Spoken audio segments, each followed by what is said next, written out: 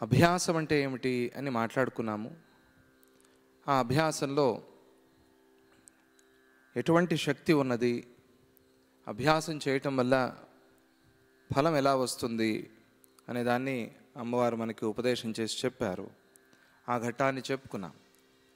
అభ్యాసం అంటే ఏమిటి అంటే ఒకే మంత్రాన్ని పదే పదే ఎలాగైతే మనం జపం చేస్తామో అలాగే ఒకే విషయాన్ని నిరంతరంగా ఆలోచన చేస్తూ ఉండటం, ఆ బ్రహ్మ విషయాన్ని గురించి ఆలోచన చేస్తూ ఉండటం, దాన్ని వేదాంతంలో అభ్యాసం అని పిలుస్తారు.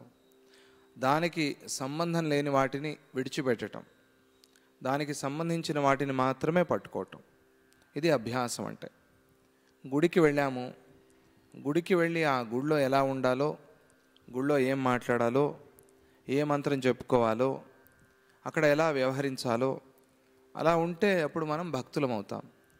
గుడికి వెళ్ళి ఫోన్ పట్టుకుని కూర్చుని చాడీ మాటలు మాట్లాడితే మనం భక్తులం కాము. అలాగే వేదాంత అభ్యాసంలో కూడా ఏం చేయాలి అంటే నిరంతరంగా దానికి సంబంధించిన విషయాన్నే భావన చేస్తూ ఆలోచన చేస్తూ ఉండాలి. దాన్ని అభ్యాసం అని పిలుస్తారు అని అమ్మవారు మనకి చెప్పారు. ఈ అభ్యాసంతో మనస్సు దృఢమవుతుంది. మనస్సు యొక్క స్వభావం ఏమిటి? చంచలం, మాటి మాటికి పరిగెత్తడమే మనస్సు యొక్క స్వభావం. ఆ చంచల స్వభావం పోవాలి అంటే అభ్యాసం చేయాలి. ఇప్పుడు వంట చేస్తున్నప్పుడు ఆరు బయట వంట చేస్తున్నారు అనుకోండి, లేదా వంటింట్లోనే ఫ్యాన్ వేసి వంట చేస్తున్నారు. ఆ వంట చేయటాని కోసం చపాతీలు తయారు చేయాలి, లేదా ఏదో పిండి తీసుకున్నారు. ఆ పిండిని తీసి బయట పెడుతూనే ఏమవుతుంది? గాలి విపరీతంగా ఉంటే ఎగిరిపోతుంది పిండి. ఆరు బయట ఉన్నాం, విపరీతమైన గాలి వచ్చింది, పిండి ఎగిరిపోతుంది. ఏం చేస్తాం అప్పుడు? పిండి ఎగిరిపోకుండా ఉండాలని పాత్రలో వేసి పెడతాం. పేపర్లో వేసామనుకోండి, ఆ పేపర్ని ఇలా దగ్గరగా పెట్టేస్తాం. అంటే ఆ గాలి లోపలికి రాకుండా, ఆ పిండి అక్కడే ఎగిరిపోకుండా ఉండేందుకోసం ఏం చేయాలో అటు చేస్తాం. లేదు, ఆ పాత్రలో వేసిన పిండి కూడా ఆ ఫ్యాన్ గాలికి పైకి లేస్తోంది అంటే త్వరగా తీసుకొచ్చి నీళ్లు పోస్తారు. దాంట్లో నీళ్లు పోయంగానే ఏమవుతుంది? పిండి గడ్డ కడుతుంది, పిండి ఎగరదు. ఇంకా పిండి గాలికి లేచిపోవటం అనేది లేదు. ఏమైంది ఇక్కడ అంటే చంచలంగా ఎగిరిపోయే స్వభావమున ఆ పిండి నీరు వేశారనుకోండి. కొందరు ఏం చేస్తారంటే బుద్ధిమంతులైన అమ్మలు లేదా వంట బాగా తెలిసిన వాళ్ళు ఇంత పిండికి ఇన్ని నీళ్లు అని ముందే నీళ్లు తయారు చేసి పెట్టుకుంటారు. ఆ నీళ్లలో ఆ మగ్గులో కానీ ఆ పాత్రలో కానీ ఏదో ఉంటుంది కదా, ఒక మార్క్ 5, 10 అని, అంతవరకు నీళ్ళు నింపి పెట్టుకుంటారు. పెట్టుకుని ఏం చేస్తారు? పిండి తీయగానే వెంటనే నీళ్లు పోస్తారు. ఎందుకు? ఆ పిండి ఎగిరిపోకూడదు అని. ఇలా చేయకపోవచ్చు, వేరే రకంగా కూడా చేస్తూ ఉండొచ్చు. మీరు పోల్చుకోండి, మీరు ఎలా వంట చేస్తున్నారో అలా పోల్చుకోండి. అలా నీళ్లు పోయంగానే ఏమవుతుంది? ఆ పిండి అంతా ఒక చోటికి కలుస్తుంది. ఇంకా చుట్టూ కొద్దిగా పిండి మిగిలి ఉంటుంది, దాన్ని కూడా కలుపుతారు, దీంట్లో వేస్తారు. వేసి బాగా దాన్ని ఆ నీళ్లలో కలిపేస్తే ఒక ముద్దలాగా తయారవుతుంది. ఇప్పుడు గాలికి లేవమంటే లేస్తుందా? అది గాలికి లేవదు. ఇదే విధంగా ఆ పిండి పెట్టుకున్నారు, పిండిలో కొద్దిగా నీరు పోస్తున్నారు. కొద్దిగా నీరు పోస్తే ఏమవుతుంది? కొద్దిగానే గడ్డ కడుతుంది. దానికి ఏమి ఫలం లేకుండా పోలేదు, దానికి ఒక ఫలం ఉంది. అలాగే అభ్యాసం అనేది నువ్వు తీవ్రంగా ఒకేసారి పిండిలో నీరు పోసినట్టుగా చేస్తే ఒకేసారి గడ్డ కడుతుంది. లేదు, కొద్దిగా అభ్యాసం చేస్తే కొద్దిగా గడ్డ కడుతుంది. ఆ పిండి కలిసేందుకోసం మనం ఆ నీళ్లు పోసినట్టుగా మనస్సు ఎగిరిపోకుండా, మనస్సులో చంచలం రాకుండా ఉండాలంటే అభ్యాసం చేయాలి. అభ్యాసం చేస్తే ఏమవుతుంది అంటే మనస్సు ఒకచోట ఘనీభవిస్తుంది, ఒకచోట ఘనమవుతుంది. అణువులుగా ఉంది కాబట్టి ఎగిరిపోతుంది. ఇది లేని చోటు లేదు ప్రపంచంలో, మనస్సు లేని చోటు లేదు ప్రపంచంలో, మనస్సే అంతటా. అందువల్ల ఈ మనస్సు ఎక్కడికైనా వెళ్తుంది, ఎలాగైనా వెళ్తుంది. దానికి చెడు మంచి అనేది లేదు. ఎలాగండి ఇది మనస్సు అన్ని చోట్లకి వెళ్తోంది అని అంటే ఆ మనస్సు యొక్క స్వభావమే అది. అణువులుగా అది ఎటైనా వ్యాపించగలదు, ఎటైనా వెళ్ళగలదు. దాన్ని నువ్వు అభ్యాసం అనే నీరు పోసి గడ్డ కట్టించినప్పుడు అది అలా భద్రంగా ఉంటుంది. ఈ గడ్డ కట్టిన ముద్ద, ఈ పిండి ముద్ద, ఇది ఎగిరిపోకుండా ఉంటుందా? ఎగిరిపోకుండా ఉంటుందా అండి? ఉంటుందా ఉండదా? ఉంటుంది అని చెప్తాం, కానీ ఎగిరిపోతుంది. ఎప్పుడు పెద్ద సుడిగాలి వచ్చిందనుకోండి, ఇళ్ళే ఎగిరిపోతూ ఉంటే ఈ పిండి ముద్ద ఇట్లా ఉంటుందా అండి? ఇది కూడా ఎగిరిపోతుంది. ఇటువంటి సుడిగాళ్ళు వస్తాయి. వచ్చినప్పుడు ఏమవుతుంది అంటే ఆ మనస్సు, ఘనీభవించిన మనస్సు ఎగిరిపోయినా కూడా, ఒకవేళ ఎగిరిపోయింది అనుకుందాం, చాలా పెద్ద సుడిగాలి వచ్చింది అంటే మనం కంట్రోల్ చేయలేనటువంటి ఒక స్థితి. కొన్ని సందర్భాల్లో జీవితంలో అటువంటివి మనకు ఎదురవుతాయి కదా. అటువంటి సందర్భాల్లో ఇది ఒకవేళ ఎగరేసుకుని వెళ్ళిపోయినా కూడా దాని నుంచి వచ్చే నష్టం లేదు అని శాస్త్రం చెప్తుంది. ఎందుకు అంటే ఇది అప్పటికే ఘనీభవించి ఉంది కాబట్టి కాసేపు అట్లా ఎగిరి మళ్ళీ కింద పడుతుంది. లేదు, అందులో వేడి ఎక్కువగా ఉంది ఆ సుడిగాలిలో. సుడిగాలి అనేది వేడి నుంచే కదా పుట్టేది. ఆ వేడి వల్ల ఇది మళ్ళీ ఎండిపోయి మళ్ళీ అణువులుగా అయిపోతే కనుక ఇది అణువులుగా తయారై అట్లాగే కింద పడిపోతుంది. అప్పుడు మళ్ళీ అభ్యాసం చేయాలి, అది వేరే కథ. అంటే 3 స్థాయిలు మీరు అర్థం చేసుకోవాల్సింది. ఒకటి చంచలాన్ని కలిగించే సామాన్య స్థాయి, ఇంకొకటి మనస్సుకి చంచలాన్ని కలిగించే కొద్దిగా జీవితంలో పెద్ద పెద్ద సంఘటనలు, ఇంకా పెద్దది ఉంది అంటే అది ఎవరు ఆపలేరు. అటువంటి దాన్ని ఆ సద్గురువు మాత్రమే ఆపగలడు. అభ్యాసం చేసి ఉంచితే అప్పుడు ఆ మనస్సు కేంద్రీకృతమై ఒకచోట కలిసి, ఇది ప్రొద్దున విభూతి కలుపుతున్నప్పుడు నాకు ఆలోచన వచ్చింది. తెల్లవారుజామున గాలి వచ్చింది విపరీతంగా, ఎగిరిపోతాం, నీళ్లు వేయంగానే చేరింది. ఓహో, ఇదే అభ్యాసం అంటే, ఇదే మనస్సు అంటే. ఇదే అమ్మవారు చెప్పింది అక్కడ. గాలికి విభూతి ఎగిరిపోతుంది, నీరు పోస్తే కలుస్తుంది. విభూతి అని చెప్తే మీకు తెలియదు కదా. విభూతి కలిపి ఎవరు పెట్టుకోరు కదా, ఆడవాళ్ళు పెట్టుకోరు కదా. విభూతి అందరూ పెట్టుకోవచ్చు, అందరూ పెట్టుకోవాలి కూడా. కేరళలో, తమిళనాడులో విభూతి పెట్టుకుంటారు ఆడవాళ్ళు కూడా. అంటే ముత్తైదువులు కూడా పెట్టుకుంటారు. విభూతి అనేది లక్ష్మికి సంకేతం, దానిలో ఏం దోషం లేదు. తెలియదు కాబట్టి పిండి అని చెప్పాను. ఇదే అభ్యాసం అంటే. పిండిలో నీరు పోసినట్టుగా మనస్సుకు అభ్యాసము అనేది గుర్తుపెట్టుకోండి. అప్పుడు ఆ పిండి ఒక చోటకి కలిసినట్టుగా అణువులుగా మనస్సు వ్యాపించకుండా ఒక చోట కేంద్రీకృతం అవుతుంది. ఇది అభ్యాసం అనే ఆ ధార, జలధార వల్ల సిద్ధమవుతుంది. అదే మీరు నెయ్యో నూనె వేసి కలిపారనుకోండి, అది ఇంకా గట్టిగా ఉంటుంది, అది ఇంకా భద్రంగా ఉంటుంది. అట్లా కూడా కలుపుతారు ఇక్కడ నార్త్ ఇండియాలో. కొంచెం కొద్దిగా నీరు వేసి నెయ్యి కానీ నూనె కానీ వేసి కలుపుతారు పిండి, అది ఇంకా గట్టిగా ఉంటుంది. అది కొంచెం తీవ్రమైన అభ్యాసం అని అనుకోండి దాన్ని. నెయ్యి కానీ నూనె కానీ తీవ్ర అభ్యాసం అది. ఆ తీవ్ర అభ్యాసం చేస్తే ఆ పిండి ఇంకా గట్టిగా ఉంటుంది. అలాగే మనస్సు కూడా, ఆ మనస్సుకి చాలా అవసరమైన అభ్యాసాన్ని అమ్మవారు ఉపదేశం చేశారు. ఆ చేస్తున్న సందర్భంలో ఒక ప్రశ్న వచ్చింది మనకి. ఈ అభ్యాసం అంతా పూర్తి అయిన తరువాత ఆ లీలాదేవి, సరస్వతీదేవి ఇద్దరు కూడా ఎటువంటి శరీరాన్ని ధారణ చేశారు అంటే సూక్ష్మ శరీరాన్ని ధారణ చేశారు. ఈ స్థూల శరీరాన్ని విడిచిపెట్టి, పాంచభౌతిక శరీరాన్ని విడిచిపెట్టి అంటే బయటికి వెళ్ళి అని కాదు, ఆ శరీరంలోనే. మనం ధ్యానానికి వెళ్తున్నామంటే ఎక్కడికో బయట రూమ్కి విజయవాడకి వెళ్ళొస్తున్నామా? లేదు కదా. హైదరాబాద్కి ప్రయాణం చేసి వస్తున్నామా? లేదు. అక్కడే ఉన్నాం, ఆ శరీరంలోనే ఉన్నాం. ఆ శరీరంలోనే, ఆ ధ్యానంలో మనం ఏది చూడాలనుకుంటున్నామో దాన్ని చూస్తున్నాం. అలాగే ఇక్కడ కూడా లీలాదేవి ఆ శరీరంలోనే మానసికమైన శరీరాన్ని పొందింది. మనోమయ శరీరం, చిత్తదేహం అంటారు దాన్ని. ఆతివాహిక శరీరం అని ఇక్కడ ఈ శాస్త్రంలో పిలుస్తున్నారు. ఆ శరీరాన్ని ధరించింది. అంటే అది ఇంకా సూక్ష్మాతి సూక్ష్మం.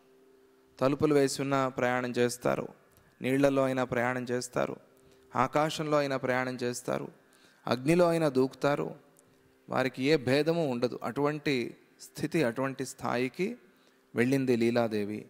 సరస్వతి అమ్మవారు ఎప్పుడూ అదే శరీరంతో ఉన్నారు కాబట్టి ఆమెది ఎప్పుడూ మనోమయ శరీరమే. అది నాకు ఇట్లా ప్రత్యక్షమై కనిపించాలి అంటే కనిపించేది కాదు. అది నువ్వు భావనతో చూడాల్సింది. ఇక్కడ ఒక రూపాన్ని, ఒక విగ్రహాన్ని చూసి ఆ లక్ష్మీనరసింహస్వామిని మళ్ళీ ఇంట్లో చూడాలి అంటే భావనతో చూడాలి. ఫోటో తీసి పెట్టుకుంటే కూడా అది భావనే. ఆ ఫోటోలో నీకు కనిపించేది ఏమిటి? నీకు కనిపించేది నీ మనస్సే. అక్కడ కనిపించేది నీ మనస్సే, అక్కడ చూస్తోంది. మనస్సు లేకపోతే ఫోటో కూడా కనిపించదు నీకు. అందుకనే భావనాత్మకమైన ప్రపంచం ఇది. ఆ భావన ధ్యానంలో చేస్తుంది కాబట్టి లీలాదేవి ఆమెతో పాటుగా సరస్వతి అమ్మవారు మనోమయ శరీరంతో కలిశారు అనేది చెప్పారు. అది ఆ మనోమయ స్థితి రావాలి అంటే, ధ్యాన సిద్ధి అవ్వాలి అంటే మనం ఈ ప్రపంచాన్ని మరిచిపోవాలి. ఈ ప్రపంచం మనకు గుర్తుంటే ఈ ప్రపంచంలో ఉన్నట్టే లెక్క. అందుకే కళ్ళు మూసుకుంటాం మనం. కళ్ళు తెరిచి ఉంటే ఈ ప్రపంచం ఇట్లాగే కనిపిస్తూ ఉంటుంది. కాబట్టి ఈ ప్రపంచాన్ని విడిచిపెట్టి లోపలికి వెళ్ళాలి అంటే కళ్ళు మూసుకోవాలి. అందుకు కళ్ళు మూసుకుంటారు. మహాయోగులు, చాలా సాధన చేసిన వాళ్ళు కళ్ళు తెరిచి ఉన్నా కూడా ఆ ధ్యాన సమాధిలో ఉంటారు. ఆ స్థాయి ఇంకా రాలేదు కాబట్టి సామాన్యులు ఏం చేయాలి, ఏం చేస్తారు అంటే కళ్ళు మూసుకుని కూర్చుంటారు. కళ్ళు మూసుకుని అంతర్యాత్ర, అది లోపల ప్రయాణం, అది అంతర్ముఖ సమారాధ్య బహిర్ముఖ సుదుర్లభ. ఆ అమ్మవారి లలితా సహస్రనామ నామాలు. అంతర్ముఖ సమారాధ్య, అంతర్ముఖంగా అమ్మవారిని ఆరాధన చేయి. బహిర్ముఖ సుదుర్లభ, బయట కూడా ఆరాధన చేయి, పూజ చేయి, అర్చన చేయి. కానీ సుదుర్లభ కొంచెం కష్టం అది. అంతర్ముఖంలో సమారాధ్య, తేలికగా సులభంగా ఆరాధన చేయవచ్చు. అది మనకు కష్టంగా అనిపిస్తోంది కాబట్టి ముందు బయట ఆరాధన చేసి కళ్ళు మూసుకుని కూర్చుంటాం. అప్పుడు లోపల ఆరాధన అవుతుంది. మహాత్ముల లోపల ఆరాధన ఎక్కువ చేసి బయట ఆరాధన తక్కువగా చేస్తారు. ఆ స్థితి రావాలంటే సమయం పడుతుంది సామాన్యులకి. ఆ స్థితి వచ్చేంత వరకు బయట చేసే అర్చన, ఆరాధన అవన్నీ కూడా బయట చేయాల్సిందే. లోపల దర్శించటం, ఆ లోపలికి ప్రయాణం చేయాలి అంటే ఈ బయట దాన్ని విడిచిపెట్టాలి. ఒకటి కావాలి అంటే ఒకటి విడిచిపెట్టాలి. ఇది ప్రపంచం యొక్క ఒక సిద్ధాంతం, ఎవరు మార్చలేని సిద్ధాంతం. ఒకటి కావాలంటే ఒకటి విడవాలి. నువ్వు అలా విడవటానికి సిద్ధంగా ఉంటేనే ఇంకొకటి నీకు దొరుకుతుంది. కొన్ని సందర్భాల్లో రెండూ దొరికినట్టుగా ఉంటుంది, కానీ అది సగం సగమే, పూర్తిగా దొరకలేదు అని అర్థం. అందువల్ల ఈ బయట ప్రపంచాన్ని విడిచి మానసికంగా విడవటం అంటే మానసికంగా ఎక్కడికి పోవాల్సిన పని లేదు. నువ్వు కూర్చున్న నీ ఇంట్లో, నీ గదిలో అలాగే కూర్చో, అక్కడే లోపలగా ప్రయాణం చేయి. ఆ లోపలి ప్రయాణంలో ఈ బయట ప్రపంచం ఎక్కడికి వెళ్ళిపోతుంది అంటే నీలోకే కలిసిపోతుంది. కలిసిపోయినప్పుడు ఈ బయట ప్రపంచం లేదు. లేనప్పుడు ఈ సమస్త ప్రపంచము వాళ్ళలో కలిసిపోయి ఇక ప్రపంచమే లేని స్థితికి వాళ్ళు వెళ్ళారు.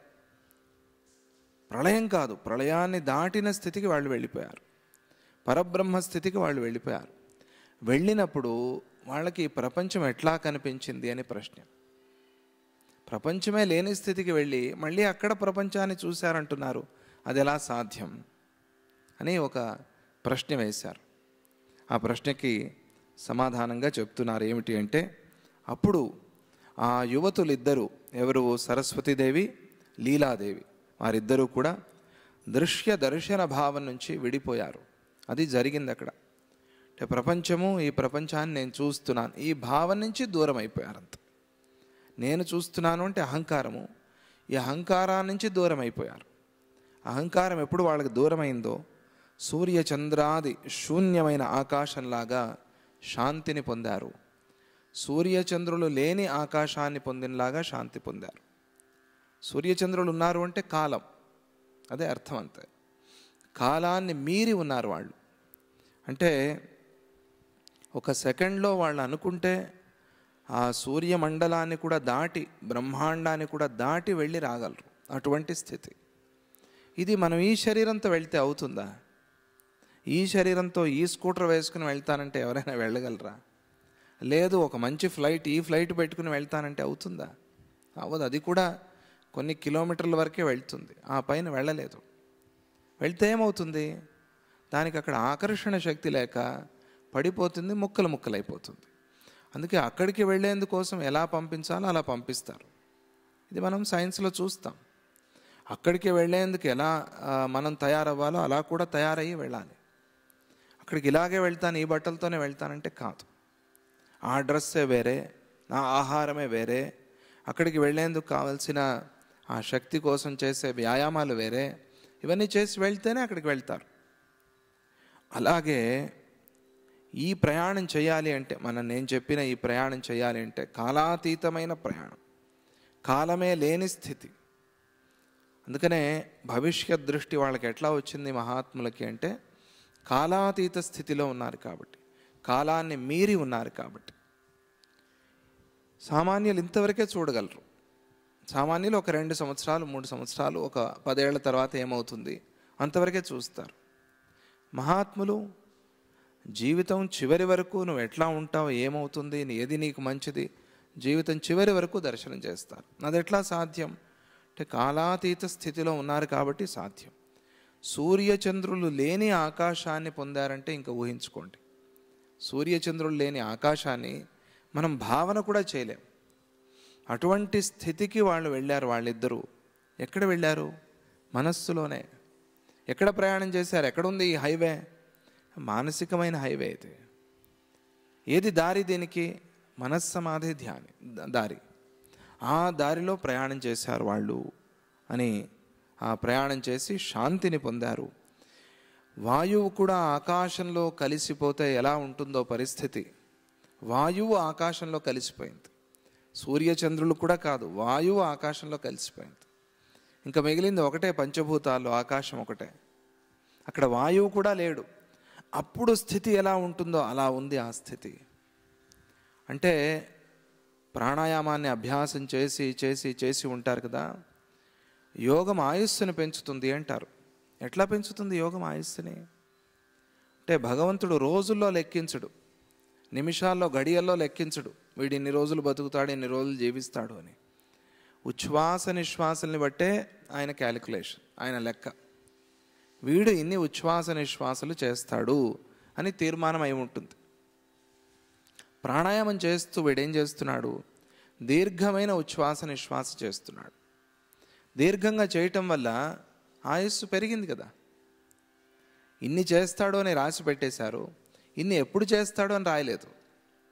ఇన్ని ఊపిర్లు తీసుకుంటాడు, ఇన్ని ఊపిర్లు వదులుతాడు అని రాశారంత. అలా రాశారు కాబట్టి నువ్వు ప్రాణాయామం చేస్తే నీ ఆయుస్సు ఆటోమేటిక్గా పెరుగుతుంది. ఇది కర్మ సిద్ధాంత రీత్యా. లేదు, మనం ఆరోగ్యపరంగా ఆలోచిస్తే ఆ గాలి, ఆ తీసుకున్న పూర్ణ వాయువు మనకు ఆరోగ్యాన్ని ఇస్తుంది. ఎలా ఇస్తుంది అంటే అది సైన్స్ చెప్తుంది, మనకందరికీ కొద్దిగా తెలుసు దాని గురించి. ఇది దైవికంగా కర్మ సిద్ధాంతంగా ఆలోచిస్తే ఇది దానికి సమాధానం. సైన్స్ పరంగా ఆలోచిస్తే అందరూ ఒప్పుకుంటారు దాన్ని.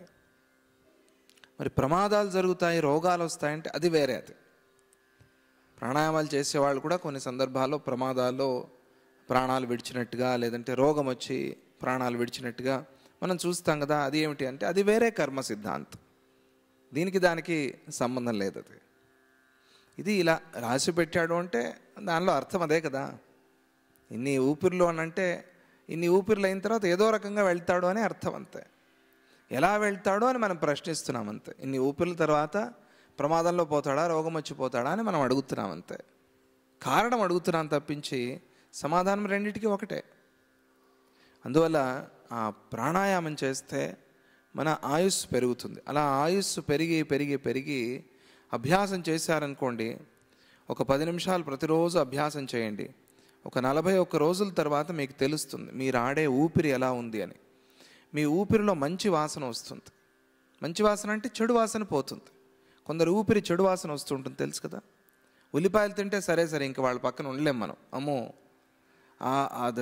ఆ రూమ్కి కూడా వెళ్ళలేను నేనైతే, వాసన వాంతి. ఎన్నోసార్లు స్వామిజీ తిట్టి పంపిస్తూ ఉంటారు, వాసన వచ్చిన వెళ్ళి నోరు కడుక్కురా, ఆ వాసన రాకూడదు మన దగ్గర. వెల్లుల్లి తినేవాళ్ళు ఉంటారు కొంతమంది, వాళ్ళ దగ్గర అంతే భయంకరమైన వాసన, వాళ్ళ ఊపిరిలోనే వాసన ఉంటుంది. దాన్ని శుభ్రం చేసుకోవాలి. ఏదో డాక్టర్ గారు ఏదో మందు ఇచ్చారు, వెల్లుల్లి మందు అంటే దాన్ని శుద్ధం చేసుకోవడానికి ఏం చేయాలో అది చేయాలి. ఈ ప్రాణాయామం చేస్తూ రండి మీరు. ఒక 10 నిమిషాలు ప్రతిరోజు 41 రోజుల్లో మీకు తెలుస్తుంది.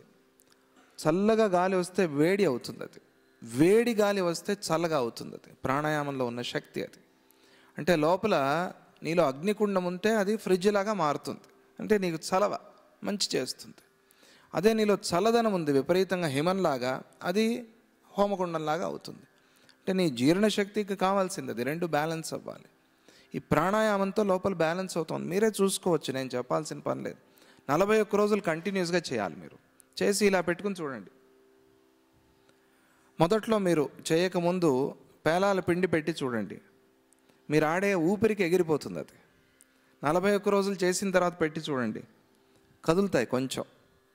అలాగే చేస్తూ చేస్తూ 1 సంవత్సరం తర్వాత మీరు దాని మీద గాలి వదలండి, అయినా అది ఎగరదు. అంటే అంత బ్యాలెన్స్డ్గా ఉంది మీ ఉచ్ఛ్వాస నిశ్వాస అని అర్థం. అలా ప్రాక్టీస్ చేయాలి దాన్ని. వీటికి సాధనలు అభ్యాసాలు చెప్పారు కొన్ని. మన దత్తక్రియా యోగలో చెప్తున్నారు కదా.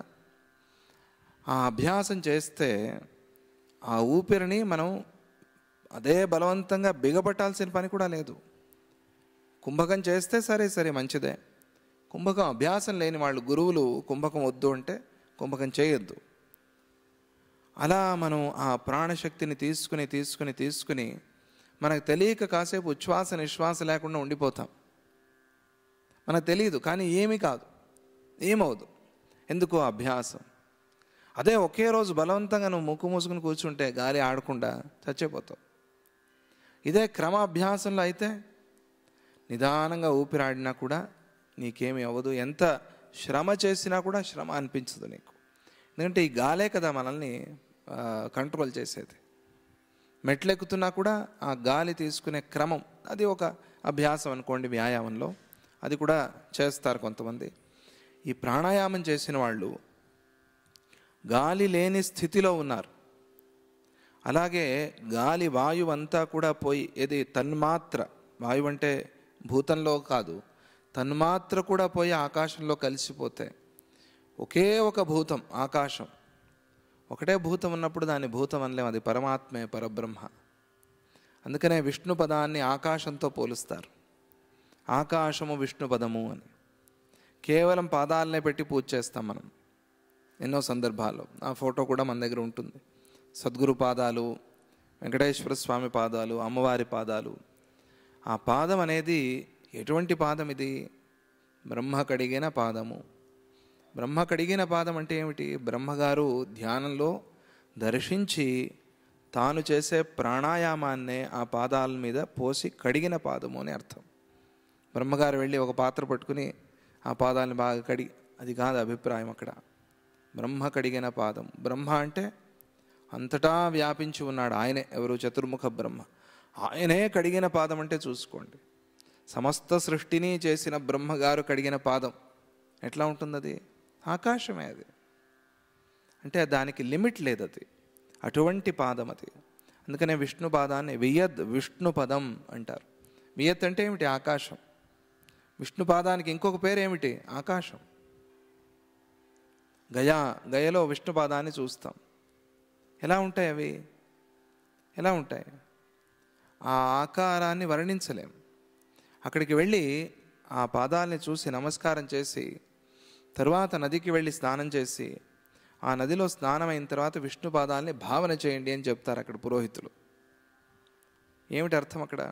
ఇక్కడ విష్ణు పాదాలని స్మరించుకుని స్నానం చేయండి. ముందు స్నానం చేసి వెళ్ళి గయాపాదాలని దర్శనం చేసి మళ్ళీ వచ్చి నదీ స్నానం చేసి ఆ విష్ణు పాదాలని స్మరణ చేయండి అంటారు. పితృకార్యాలు చేయడానికి వెళ్ళిన వాళ్ళ విధానం వేరేగా ఉంటుంది, కానీ విష్ణు పాదాలని స్మరణ చేయాలి అక్కడ. స్మరణ అంటే ఏమిటి? ఆకాశమంతా నిండి ఉంది, ఆకాశమే తానై ఉంది అని అర్థం. వాయువు కూడా కలిసిపోయిన ఆకాశం ఎట్లా ఉంటుందో ఆ ఆకాశంలో వాళ్ళు విహరిస్తూ ఉన్నారు. అదే చిదాకాశం అంటే. వాయువు కూడా లేని ఆకాశం. కుంభకంలో మనం ప్రాణాన్ని కూడా నిరోధం చేసి, ప్రాణాన్ని కూడా కట్టిపడేసి ఏ స్థాయిలో, ఏ స్థితిలో ఉంటామో ఆ స్థితి చిదాకాశము అని అర్థం. ఆ స్థితిలో, ఆ స్థాయిలో సరస్వతీదేవి, లీలాదేవి ఉన్నారు. ఎక్కడున్నారు? లీలాదేవి తన శరీరంలోనే ఉంది. సరస్వతి అమ్మవారు ఆ లీలాదేవి శరీరంలో, మనోమయ శరీరంతో వచ్చి ఉన్నారు. ఆవిడ అంతటా ఉంది. ఆవిడ ఎక్కడికైనా రాగలదు. అలా ఆ స్థితిలో వారిద్దరూ ఉన్నప్పుడు సరస్వతీదేవి జ్ఞానమయమైన దేహాన్ని, ఆమె శరీరం ఎటువంటిది? జ్ఞానమయ శరీరం. అది మనలాగా పంచభూతమయమైన శరీరం కాదది. అందుకనే దేవతల్ని మనం ఇలా చూడలేము. నాకు ప్రత్యక్షమవుతారా, దేవుణ్ణి నాకు చూపిస్తారా అంటే చూపించలేము అనే చెప్తారు. నువ్వే చూడాలి. మేము పిలిచి రండి, వచ్చి వీడికి దర్శనం ఇచ్చి వెళ్ళండి అనేది కాదు. అది ఆ దేవత అనుగ్రహం నీకు కూడా కలగని, ఆ దేవతా దర్శనం చేసే శక్తి నీకు కూడా రాని అని ఆశీర్వదిస్తారు. ఆ ఆశీర్వాదాన్ని పట్టుకుని నువ్వు సాధన చేయాలి. చేసినప్పుడు నీకు దేవతా దర్శనం అవుతుంది. ఎలా అవుతుంది? జ్ఞానమయ శరీరంతో అవుతుంది. అందుకని ఏ దేవతని ఉపాసన చేయాలన్నా కూడా ఆ దేవతా తత్వాన్ని తెలుసుకోవాలి. ఆ దేవతా తత్వం తెలియకుండా చేసే ఉపాసన కాదు. ఊరికే చెప్తూ ఉన్నట్టుగా అయిపోతుంది అంతే. అది ఎలా సాధన చేయాలో అలా చేయకుండా ఇసుక తీసుకెళ్ళి నదిలో పోస్తున్నాం, నదీ ప్రవాహం పోతోంది, ఎప్పటికీ నిలుస్తుంది ఆ ఇసుక? అదే ఆ ఇసుకని ఒక బ్యాగ్లో వేసి ఆ బ్యాగ్ తీసుకెళ్ళి ఆ నదిలో పడేస్తే ఆ ఇసుక నిలుస్తుంది. సంచులు వస్తాయి కదా, ఇసుక వేసే సంచి, దాంట్లో వేసి ఆ ఇసుకని తీసుకెళ్ళి వేయాలి నదిలో, అప్పుడు అది నిలుస్తుంది. అలాగే ఈ జ్ఞానం అనేది ఒక సంచిలాగా. ఆ సంచిలో నువ్వు ఇవన్నీ వేసి దాన్ని తీసుకెళ్ళి వేస్తే అప్పుడు నిలుస్తుంది. అలాగే నువ్వు చేసే సాధన, నువ్వు చేసే ఉపాసన ఏదైనా సరే అది జ్ఞానంతో ఉండాలి. ఆ జ్ఞానంతో ఉంటే విద్యార్థులైనా సరే జ్ఞానంతో చదివితే సులభంగా పరీక్షలు రాయగలరు. దానికి చాలా మార్గాలు ఉన్నాయి. కొన్నిసార్లు బండ కొట్టుడు అంటారు, తెలుసు కదా మీరు? బండ కొట్టుడు అంటే కొడుతూ ఉండు అంతే, ఎప్పటికో పగులుతుంది అని. అలా బండ కొట్టుడు తప్పదు. కొన్నిసార్లు మనం బైహార్ట్ చేయాలి, తప్పదు. బైహార్ట్ చేసిన దాన్ని తర్వాత మనం క్రియేటివ్గా రాయాలి. అలాగే ఈ మంత్రం అనేది ఒక బండ కొట్టుడు లాంటిది, చేస్తూ ఉండాలంతే. జ్ఞానం అనేది క్రియేటివ్ స్కిల్ లాగా. అది ఏమవుతుంది అంటే దానికి ఒక పద్ధతి ఉంది. బండ కొట్టాలంటే కూడా ఒక పద్ధతి ఉంది. ఒక చిన్న పుల్ల తీసుకుని కొడుతూ ఉంటే పగులుతుందా? నేను ఎన్నేళ్ల నుంచి కొడుతున్నానండి, పగులుతుందా ఎప్పటికైనా? అది లోక విరుద్ధం, ప్రకృతి విరుద్ధం. అది ఆ బండ పగలాలి అంటే నువ్వు ఇదేంతో కొడితే పగులుతుందో దాంతో కొట్టాలి. ఈ పుల్ల తీసుకుని ఎన్నేళ్ళు కొడితే మాత్రం పగులుతుంది? అది సాధ్యం లేదు. అలాగే ఏ మంత్రం చేయాలో ఆ మంత్రం చేయాలి, గురువురిచ్చిన మంత్రం. ఎలా చేయాలో అలా చేయాలి, జ్ఞానంతో పాటుగా చేయాలి. అప్పుడు అది నీకు ఫలాన్ని ఇస్తుంది. ఇక్కడ అమ్మవారు జ్ఞానమయమైన శరీరాన్ని పొందింది సరస్వతీదేవి. ఆమెది ఎప్పుడూ జ్ఞానమయ శరీరమే, కానీ అక్కడ సంచారం చేస్తున్నారు అని చెప్పారు కాబట్టి మళ్ళీ మనకు గుర్తు చేశారు. జ్ఞానమయమైన దేహాన్ని లీలాదేవి భౌతిక అభిమాన శూన్యము, ధ్యాన జ్ఞానమయము అయిన దేహాన్ని ధరించి సంచరించారు. లీలాదేవి, సరస్వతీదేవి అయితే ఎక్కడైనా సంచారం చేయగలదు. ఆమె దేవత, ఆమె శరీరం జ్ఞానమయం, అది మనోమయ శరీరం. అది మరి లీలాదేవి ఎట్లా వెళ్ళింది అంటే ఈ స్థూల దేహ అభిమానాన్ని, పాంచభౌతిక దేహ అభిమానాన్ని విడిచిపెట్టి లోపలికి ప్రయాణం చేసింది. అంటే కొన్ని సందర్భాల్లో తీవ్రంగా మనస్సులో సంకల్పం చేసుకుని కూర్చోవాలి. 9 సార్లు హనుమాన్ చాలీసా అయ్యేంత వరకు నేను కదలను అని. ఫోన్ రింగ్ అవుతుంది, ఫోన్ ఆఫ్ చేయి. ఫోన్ రింగ్ అవుతున్నా దాన్ని చూడకూడదు. పోనీ కొన్ని సందర్భాలు ఇది అయ్యేంత వరకు నేను కదలను అంతే. ఎవరు పిలిచినా వెళ్ళను, ఆ నిష్ఠ. అలా ఒక శిలలాగా, బండలాగా కూర్చొని సాధన చేయాలి. ఇలాగే మనం ఈ బయట శరీరాన్ని విడిచిపెట్టి, ఈ బయట శరీరాన్ని గురించి నేను పట్టించుకోను, ఈ భ్రమ, ఈ అభిమానము నాకు వద్దు అని అనుకుని ధ్యానంలో కూర్చోవాలి. ఆ అభిమానాన్ని విడిచిపెట్టి లోపలికి ప్రయాణం చేసింది. ఆ అభిమానాన్ని విడిచింది కాబట్టి తనకి ధ్యానమయము, జ్ఞానమయము అయిన శరీరం వచ్చింది.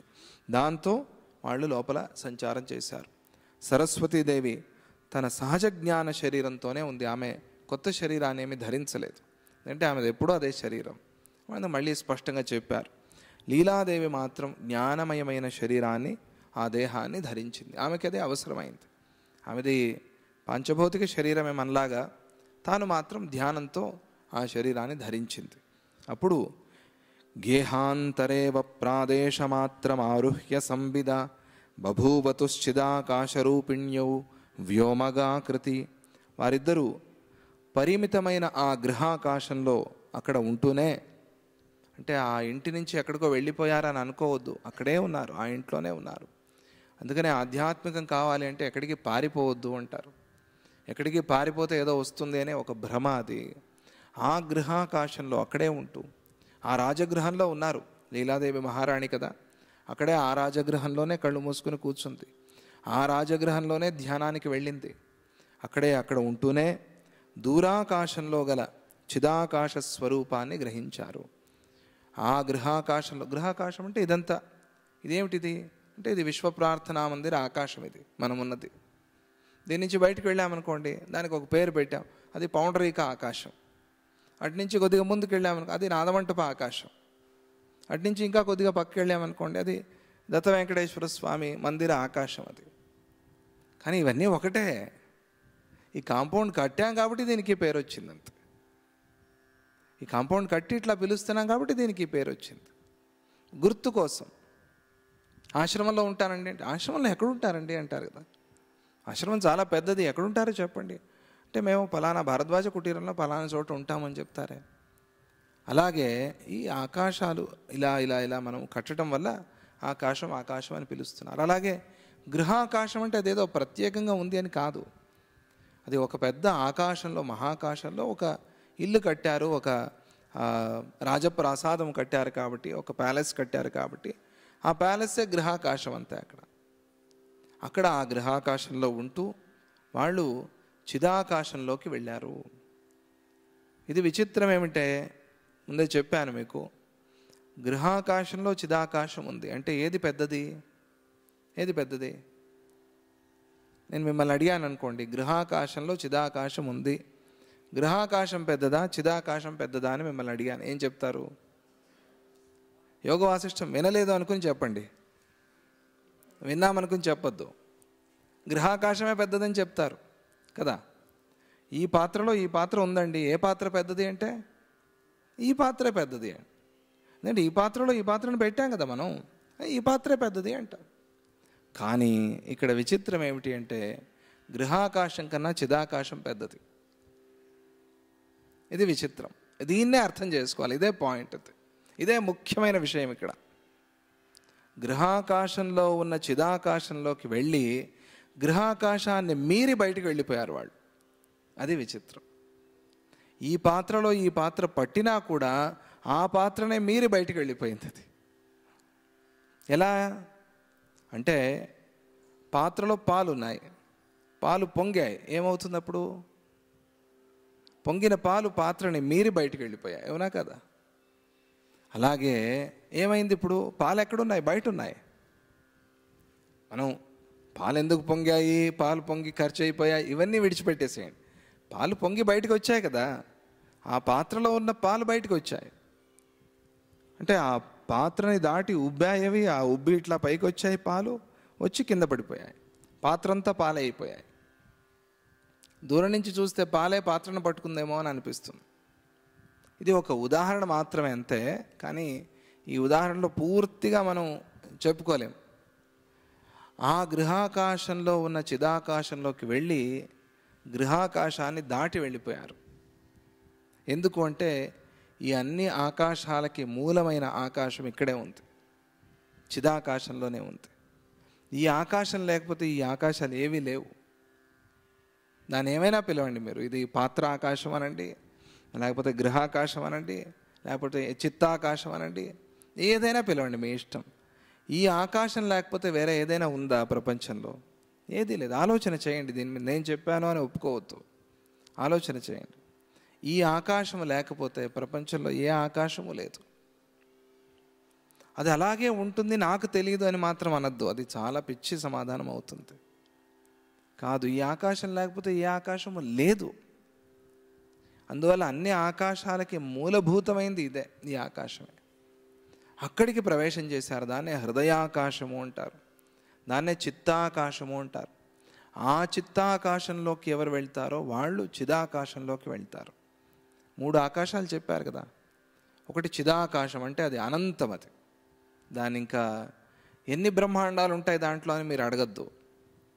అన్ని బ్రహ్మాండాలు మీరు చూసేసి ఇంకొక బ్రహ్మాండం ఏదో కనిపిస్తే అది కూడా దాంట్లోనే ఉంది. అటువంటి ఆకాశం అది. అందుకనే అది లిమిట్లెస్. దానికి ఇంకా లెక్కలు అడగద్దు మీరు. ఎంతమంది సూర్యులు ఉంటారు, ఆ ఆకాశాన్ని వయస్సు ఎంత, అది ఎప్పుడు పుట్టింది, ఎప్పుడు పోతుంది, ఇవన్నీ అడగనే వద్దు. అటువంటి ఆకాశం అది. ఎవరు సంఖ్యల్లో చెప్పలేని ఆకాశం అది. ఎవరు దాని కాంపౌండ్ ఇంత అని చెప్పలేని ఆకాశం అది. అది గుర్తుపెట్టుకోండి. అటువంటి ఆకాశాన్ని భావన చేయండి. ఒక 5 నిమిషాలైనా కూర్చున్నప్పుడు అనంతమైన ఆకాశం ఎట్లా ఉంటుంది అది. ఇప్పుడు అప్పటి వరకు రూమ్లో ఉండి ఉండి ఉండి అబ్బా గాలి లేదు, చెమట్లు, అసహ్యంగా ఉంది, బయటికి వెళ్ళామనుకోండి, అదే ఒక పచ్చిక బయలు, మామూలు బయలు కూడా కాదు, పచ్చిక బయలుకి వెళ్ళాం అంటే పూర్తిగా అట్లా నీ కనుచూపు మేర నువ్వు ఎంతవరకు చూస్తావు అంతవరకు. మన కోనసీమ అటువైపు ఉంటుంది కదా, ఇవి ఎంతవరకు చూస్తావు అంతవరకు. అక్కడ వరకు ఏమిటి, ఆ పచ్చిక బయళ్ళు. అలాగే ఉన్నప్పుడు బయటకు వచ్చావు, గాలి వీచింది, మంచి చల్లటి గాలి. ఎట్లా ఉంటుంది నీకు తెలియకనే కళ్ళు మూసుకొని అమ్మ అంటావు, అవునా కాదా? ముందు కంటికి ఆనందం కలిగింది నీకు, ఆ గాలి రాగానే శరీరానికి ఆనందం కలిగింది, శరీరానికి ఆనందం కలిగి నువ్వు మానసికంగా ఆనందాన్ని పొందావు. వా ఎంత హాయిగా ఉందండి. అందుకనే అప్పుడప్పుడు అట్లా బయటికి వెళ్ళి విశాలమైన ప్రదేశాలు చూడాలి. వెళ్తాం కదా పిక్నిక్లకి. ఎందుకు వెళ్తాము అంటే ఆ కంటికి మంచిది అది. ఆ పచ్చిక బయళ్ళు చూడటం కంటికి మంచిది, కంటికి మంచి ఎక్సర్సైజ్. కంటికి ఆ కలర్ కావాలి అని సైన్స్ చెప్తుంది. ఆ ఆకాశాన్ని ఒకసారి భావన చేస్తే ఎట్లా ఉంటుంది, మనస్సు అట్లా వికసిస్తుంది, బుద్ధి అట్లా సహస్రారం, ఆ పద్మం అది అట్లా పూర్తిగా విచ్చుకుంటుంది. ఆ ఆకాశాన్ని భావన చేయండి. అనంతమైన ఆకాశం ఇది. ఈ ఆకాశంలో నేను ఒక పక్షిలాగా విహరిస్తూ ఉన్నాను అని భావన చేయండి. అనేకం, మీ ఇష్టం. మీకు ఒక గుర్రం ఇష్టమా, ఆ పచ్చిక బయళ్ళలో గుర్రంలాగా పరిగెత్తుతున్నాను అని ధ్యానం చేయండి. లేదా మీకు పక్షి ఇష్టమా, పక్షిలాగా ఎగురుతున్నాను అని అనుకోండి. లేదా ఒక చిన్న చీమ ఇష్టమా మీకు, ఈ పెద్ద విశాలమైన దీనిలో నేను ఒక చీమలాగా, ఒకే చీమ అంటే అదే రాజు, ఇదంతా నాదే, నేను చీమ అయినా కూడా ఇదంతా నాదే, ఈ రాజ్యం అంతా నాదే. మీ ఇష్టం, ఏ భావనైనా చేయండి. ఆ అనంతమైన ఆకాశాన్ని భావన చేయండి. అట్లా భావన చేసి నిదానంగా ఈ పచ్చిక బయళ్ళు కూడా వదిలేసి, ఈ గ్రౌండ్ అంతా వదిలేసి అట్లా పైకి వెళ్ళండి. పైకి వెళ్ళి ఆ పైనుంచి చూడండి, ఇంకా అనంతమైన ఆకాశం అవుతుంది అది. ఆ పచ్చిక బయళ్ళు కూడా చిన్నవి అయిపోతాయి పైకి వెళ్ళగా వెళ్ళగా వెళ్ళగా వెళ్ళగా. మనకి కనిపించలేదు అప్పటి వరకు, ఎంత దూరం ఉందో కనిపించలేదు. కానీ పైకి వెళ్ళాం. పైకి వెళ్ళంగానే ఆ పచ్చిక బయళ్ళన్నీ మనం గన్నవరం దగ్గర ఎయిర్పోర్ట్లో దిగుతూ ఉంటే కనిపిస్తూ ఉంటుంది. చాలా చుట్టూ ఉన్నాయి పొలాలన్నీ కూడా. ఆ పొలాలు కింద నుంచి చూస్తే అమ్మ చాలా పెద్దది, పైనుంచి చూస్తే ఇన్ని పొలాలు. ఎందుకో పక్కన విజయవాడ సిటీ కూడా కనిపిస్తూ ఉంటుంది. చూసారా ఎప్పుడైనా మీరు ఫ్లైట్లో వెళ్ళినప్పుడు చూస్తే? అనంత ఆకాశానికి వెళ్ళాం మనం. అనంత ఆకాశానికి వెళ్ళి ఎంత బ్రహ్మాండం ఇది. ఆ అనంత ఆకాశాన్ని కూడా దాటి వెళ్ళాము. ఇంకా విజయవాడ కూడా చిన్నదైపోయింది. విజయవాడ బయళ్ళు సరే, అది చిన్నదైపోయింది. ఇంకా పైకి వెళ్ళాం. ఆంధ్ర అంతా చిన్నదైపోయింది, తెలంగాణ అంతా చిన్నదైపోయింది, దేశమంతా కనిపించింది. ఇంకా పైకి వెళ్ళాం. భూమే చిన్న గోళంలాగా కనిపించింది. ఆ పై నుంచి భూమిని చూశారు. వీళ్ళు కూడా అదే చూశారు, అదే చెప్తారు. ఎక్కడ ఇదంతా? వాళ్ళు ఏ ఫ్లైటు ఎక్కలేదు, ఏ రాకెట్టు ఎక్కలేదు. వాళ్ళు అక్కడే లోపలే సంచారం చేస్తున్నారు. లోపలే సమస్త ప్రపంచాన్ని దర్శించారు. ఇది ఎందుకు చెప్తున్నారు అంటే, మనలో ప్రపంచం అంతా ఉంది, దాగి ఉంది అని చెప్పడం కోసం ఆ ప్రపంచానంతా చూపిస్తారు అక్కడ. గగన వర్ణనం, ఆకాశ వర్ణనం, ఆ ఆకాశం ఎట్లా ఉంది అని. అక్కడ ఆ చిదాకాశ స్వరూపాన్ని గ్రహించారు. దూరంగా వెళ్ళారు, సంచరించారు. అంటే మరో లోకానికి వెళ్ళారనే అర్థం కాదు. తమ ఇంట్లో ఉంటూ అక్కడే ఆ మంటపంలోనే ఆ మాత్రం ఆకాశంలో, అంతే ఆకాశం, ఆ గృహాకాశంలో ఉన్న దేహం, ఆ దేహంలో ఉన్న ఆకాశం, ఈ శరీరంలో ఉన్న ఆకాశం ఎంత ఇది? ఈ శరీరం అంతా ఆకాశమే ఉన్నా కూడా దానిలో ఉన్న ఆ చిదాకాశం ఉంది, అది చాలా చాలా చిన్నది. ఎంత చిన్నది అంటే దాన్ని వర్ణించలేము, అంత సూక్ష్మమైంది. ఆ సూక్ష్మంలోకి వాళ్ళు ప్రవేశించారు. ఎట్లా ప్రవేశించారు? మానసికమైన భావనలతో ప్రవేశించారు. ఇది శరీరంతో పోయి వెళ్ళేది కాదు అది. అటువంటి ఆ ఆకాశంలో వాళ్ళు వేరే దేహాన్ని ధరించింది అంటే అర్థం ఏమిటి అంటే, హృదయం నుంచి కంఠ పర్యంతం ఉన్న నాడీ మార్గాన్ని చేరి అక్కడ సంచరిస్తున్నారు అని. దీన్ని దాటిన తర్వాత, కంఠాన్ని దాటిన తర్వాత ఇంకా ఆకాశాన్ని కూడా మీరి ఉన్న స్థితి అది. అంటే ఇంకా అక్కడ గ్రహగోళాలు కూడా ఏవి లేని స్థితి అది. ఈ గ్రహగోళాలు, ఈ బ్రహ్మాండాలు ఇవన్నీ ఉన్న స్థితి ఎక్కడి వరకు ఉంది మనలో అంటే, ఈ బయట ప్రపంచం అంతా మనలోనే ఉంది. మన ప్రపంచం అంతా బయట మనం చూస్తున్నాం. ఎక్కడి వరకు ఉంది అంటే హృదయం నుంచి కంఠం వరకు. ఇక్కడ వరకు ప్రయాణం చేస్తాడు యోగి. ఈ హృదయం నుంచి ఇట్లా దాటి దాటి దాటి ఆ అనాహత చక్రం నుంచి కంఠం వరకు, విశుద్ధం వరకు అక్కడ భావన చేస్తాడు. ఆ కంఠం నుంచి దాటి విశుద్ధ చక్రాన్ని దాటి ఆజ్ఞాచక్రానికి వెళ్ళిన తర్వాత ఇంకా వాడు ప్రపంచాతీత స్థితికి వెళ్తాడు.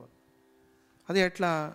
అది ప్రాణాయామంతో, మనం చేసే సాధనలతో, గురువు చెప్పిన మార్గంలో నడిచి, గురువు గారిని దగ్గర పెట్టుకుని ఆయన అప్పుడప్పుడు అడుగుతూ, నా ప్రయాణం ఎట్లా ఉంది, నేను సరిగ్గా చేస్తున్నానా లేదా అని కనుక్కుంటూ అది చేసే ఒక సాధన. అది ఎవరు పడితే వాళ్ళు పుస్తకాలు చూసి చేసేది కాదు అది. ఎందుకంటే దానివల్ల ఫలం రాదు. సరి అయిన మార్గంలో చేయకపోతే ఫలం రాదు. ఎన్నో ఏళ్ళు చేశాను అయినా ఫలం రావట్లేదు అని అనుకుంటారు. గురువు ఉపదేశం లేకుండా చేసింది అది. చేస్తే దానివల్ల ఫలం రాకుండా పోతుంది. అలా దాన్ని దాటి వెళ్ళిన తర్వాత ఇంకా ఆజ్ఞాచక్రంలో ప్రపంచాతీత స్థితి వస్తుంది. దాన్ని లలితా సహస్రనామంలో కూడా చెప్తారు. ఆ నాడీ మార్గంలో వాళ్ళు సంచరిస్తూ ఉన్నారు అని అర్థం. తరువాత అందమైన కన్నులు గల ఆ స్త్రీలిద్దరూ అనే ప్రయోగం చేశారు అక్కడ. ఎందుకు ఇంత స్థితికి వెళ్ళిన తర్వాత అందమైన కళ్ళు ఉంటే ఏమిటి, అందమైన ముక్కు ఉంటే ఏమిటి, అందమైన చెవులు ఉంటే ఏమిటి, ఎందుకు చెప్పాలి ఇది? ఆ లోచనాలని గురించే వర్ణించారు. లోలాక్షి, కామరూపిణి, కామాక్షి అని అమ్మవారికి పేరు, మీనాక్షి అని అమ్మవారికి పేరు. ఇవన్నీ అక్షి అక్షి అక్షి అంటే ఏమిటి? తుమ్ములు వచ్చాయి ఎక్కువగా, అందుకని అక్షి అక్షి అన్నారు. అక్షి అంటారు కదా. అక్షి అంటే తుమ్ము అని కన్నడలో అక్షి వచ్చింది. అక్షి అంటే అది కాదు అర్థం. కళ్ళ గురించి ఎందుకు చెప్తున్నారు ఇక్కడ అంటే దర్శనం, చూడటం. చూడటం అంటే లోపల దర్శనం చేయటం. ఆ లోపల దర్శించే శక్తి వాళ్ళకు వచ్చింది కాబట్టి ఆ లీలాదేవికి, సరస్వతి అమ్మవారికి ఉంది. ఎప్పుడు ఆమె జ్ఞానస్వరూపిణి. ఆ లోపల దర్శనం చేస్తున్నారు అని చెప్పడం కోసం అందమైన కళ్ళు ఉన్న ఆ స్త్రీలిద్దరూ కూడా పూర్వజ్ఞానాన్ని అనుసరించి ఆకాశంలో చాలా దూరం వెళ్ళారు. వాళ్ళిద్దరూ ఒకళ్ళనొకళ్ళు మరిచిపోలేదు. ఇద్దరు కలిసి అక్కడ తిరుగుతున్నారు. ఆ సరస్వతీదేవి ఆమె చేయి పట్టుకుని తీసుకువెళ్తోంది. అక్కడి నుండి చిద్వృత్తి సహాయంతో 1,000,000 యోజన విస్తీర్ణం కల ఆకాశంలో దూర దూర ప్రదేశాలకు వెళ్ళి విహరించారు. అక్కడ ఏదో మనల్ని మోసుకెళ్ళటానికి ఒక వాహనం కావాలి, ఒక వెహికల్ కావాలి కదా. ఒక కారులో వెళ్ళినట్టుగా, ఒక స్కూటర్లో వెళ్ళినట్టుగా, ఒక ఫ్లైట్లో వెళ్ళినట్టుగా ఎలా వెళ్ళారు అక్కడ అంటే చిద్వృత్తి సహాయంతో. ఏమిటది చిద్వృత్తి సహాయం అంటే? చిత్ ప్రధాన మానస కల్పనావృత్తి అని చెప్పారు. అంటే చిత్ అంటే జ్ఞానమే. అక్కడ ఆ జ్ఞాన ప్రధానమైన ఒక వాహనంలో ఎక్కి వాళ్ళు ప్రయాణం చేస్తున్నారు. భావన ప్రధానమైన వాహనం అది. అక్కడ ఎక్కి దాంట్లో వాళ్ళు ప్రయాణం చేస్తున్నారు. హృదయం నుంచి కంఠం వరకు ఆకాశం ఎట్లా ఉంటుంది అని దాన్ని వర్ణిస్తారు. ఆ స్త్రీల యొక్క శరీరం చిదాకాశమయమై వారు ఆకాశదేహులై ఉన్నా కూడా పూర్వ సంకల్పాలతో కూడిన మనస్సు కలవారై, దృశ్యాన్ని చూడాలి అనే కోరిక కలవారై ఉండటం వల్ల వారికి ఈ శరీరం వచ్చి మళ్ళీ ఈ ప్రపంచం ఎందుకు కనిపించింది అని అంటే ఇది చూడాలనే వాళ్ళు బయలుదేరింది. ఇక్కడ ఏం జరిగింది ఆ గుడిసెలో, ఆ పూరి గుడిసెలో ఏం జరిగింది? ఆ గుడిసెలో ఆయన వశిష్ఠుడు ఎట్లా ఉన్నాడు, ఆ గుడిసెలో అరుంధతి ఎట్లా ఉంది, అది చూడాలి అని కదా వీళ్ళు బయలుదేరారు. సూక్ష్మంలో ఉన్నదాన్ని చూడాలి అని బయలుదేరారు. అందుకోసం వీళ్ళకి జ్ఞానమయమైన శరీరం వచ్చినా కూడా వీళ్ళకి అవి ఎందుకు కనిపిస్తున్నాయి అంటే ఆ సంకల్పం వారిలో ఉంది చూడాలి అని. ఆ సంకల్పంతో వాళ్ళు ప్రయాణం మొదలుపెట్టారు కాబట్టి పరస్పరం స్నేహపూరితమైన చూపులతో ఒకరినొకరు, ఒకరి ఆకాశాన్ని మరొకరు చూస్తూ ఉన్నారు. ఇద్దరు కూడా అమ్మవారు చాలా ఆప్యాయంగా, చాలా ప్రేమగా చూసింది లీలాదేవిని. లీలాదేవి కూడా చాలా స్నేహపూర్వకంగా, భక్తిగా ఆ సరస్వతీ మాతని దర్శనం చేసింది. వాళ్ళిద్దరూ అక్కడ ఆ సరస్వతి అమ్మవారి చేయి పట్టుకుని ఆ చిన్నపిల్లని నడిపించినట్టుగా ఆ లోపల ఆ చిదాకాశంలో లీలాదేవిని నడిపించి తీసుకువెళ్తూ ఉన్నారట లోపల ముందుకి. అలాగే గురువు కూడా మన ఆధ్యాత్మిక మార్గంలో మన వేలు పట్టి నడిపిస్తారు. ఆయన మనతో పాటుగా నడుస్తారు. అట్లా నడవాలి అని మనం ప్రార్థన చేసుకోవాలి. అట్లా నడిపించే స్థితి, శక్తి మీకు అందరికీ కూడా కలగని అని ప్రార్థన చేస్తూ అక్కడితో ఆ ఘట్టాన్ని, ఆ సర్గని పూర్తి చేస్తారు. తరువాత వాళ్ళు చూసిన ఆకాశం ఎట్లా ఉంది అని వర్ణించాలి. అంటే మనం చెప్పుకున్నట్టుగా ముందు రూమ్ నుంచి బయటకు వచ్చి విశాలమైన ఆ బయళ్ళు చూడటం, ఆ పొలాలు అవన్నీ, ఆ తోటలు అవన్నీ చూసి అలా పైకి వెళ్ళి పైనుంచి భూమిని చూస్తే ఎలా ఉంటుంది, ఆ భూమిని దాటి వెళ్ళి వేరే వేరే లోకాలు, వేరే వేరే గ్రహాలు, గోళాలు చూస్తే ఎట్లా ఉంటుంది, సూర్యుడి నుంచి భూమిని చూస్తే ఎట్లా ఉంటుంది, అసలు కనిపిస్తుందా కనిపించదా, ఒక చిన్న డాట్ లాగా ఉంటుందా, ఆ సూర్యుడిని కూడా దాటి వెళ్తే ఈ సూర్యుడు ఎట్లా కనిపిస్తాడు, అక్కడ ఉన్న పర్వతాలు ఎట్లా ఉన్నాయి, ఈ వర్ణన చాలా పెద్ద వర్ణన. ఒక 62 శ్లోకాల్లో గగన వర్ణనము అనే ఘట్టాన్ని చెప్తారంటే అక్కడ ఆ స్థితి ఉంటుంది. ఆ సంచారం, గగన సంచారం చేస్తాం కాబట్టి యోగంలో అంత ఆనందంగా, అంత ప్రసన్నంగా, సంతోషంగా ఉంటారు యోగులు. ఆ యోగంలో ఉన్న ఫలం అది. అందువల్ల అందరూ యోగాభ్యాసం చేయండి, అందరూ ప్రాణాయామం చేయండి. ప్రాణాయామంతో చాలా రోగాలు తగ్గుతాయి. మనకి రోగాలు పోవటమే కాక మంచి ఆరోగ్య సిద్ధి అవుతుంది ప్రాణాయామంతో. తర్వాత మిగతా సిద్ధులు అవన్నీ మనకి ఎట్లా రాసి పెట్టుంటే అట్లా అవుతుంది. ముందు ఆరోగ్యం కోసం ప్రార్థన చేస్తూ ప్రాణాయామం చేయండి. మీకు అందరికీ కూడా సద్గురు కృప పరిపూర్ణంగా ఉండాలి అని చెప్తూ, జై గురుదత్త, శ్రీ గురుదత్త. ఓం శాంతి శాంతి శాంతి.